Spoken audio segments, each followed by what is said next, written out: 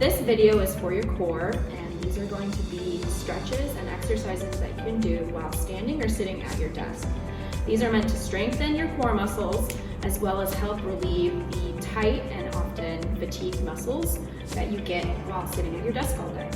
So because we sit at our desks most of the time kind of hunched over our keyboards and by our computers, this exercise is a low back extension stretch. So you're going to put your hands on your hips and lean back until you feel, as far as you can go safely, until you feel yourself kind of stretched out a little bit, and this should help relieve some symptoms in your low back. This next exercise, we will be doing a side body stretch. First, I would like you to place one hand on your hip. Next, the opposite hand reaches as high as possible to the sky. As you maintain your hips in the same spot, I want you to continue to reach high and bend over just a bit. You should feel this stretch all along the side. Hold this for 30 seconds and repeat to the other side. The next exercise we will be performing is the modified downward dog and cobra. First, for this exercise, you need a chair.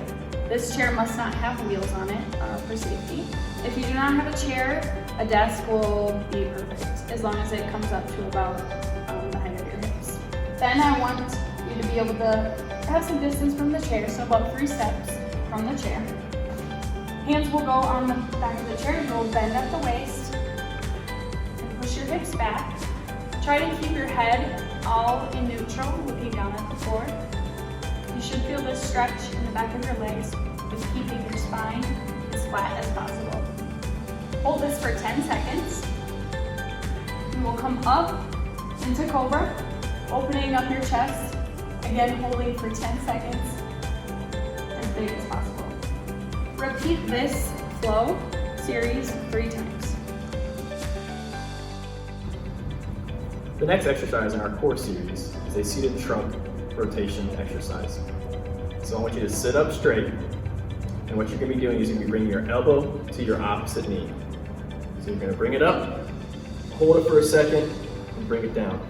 Slow and controlled movements the entire time. Next, you're going to repeat it on the opposite side. Same thing. You should be feeling your engaging of your core musculature throughout the entire exercise. And the entire time, I want you to take deep breaths and to move slowly through those movements again. Now I'm going to demonstrate a standing pelvic tilt exercise. Pelvic tilts help keep your core muscles strong and keep your spine in the position they're supposed to be in. So for this exercise, you're going to be doing it against the wall. However, I'll demonstrate from the side just so you see what you're doing. You're going to tighten your muscles in your belly to the point where you feel like your belly button is going towards your spine. So you'll tighten it up. Notice how your back looks like it's flatter and feels flatter. So then you'll relax and repeat this position.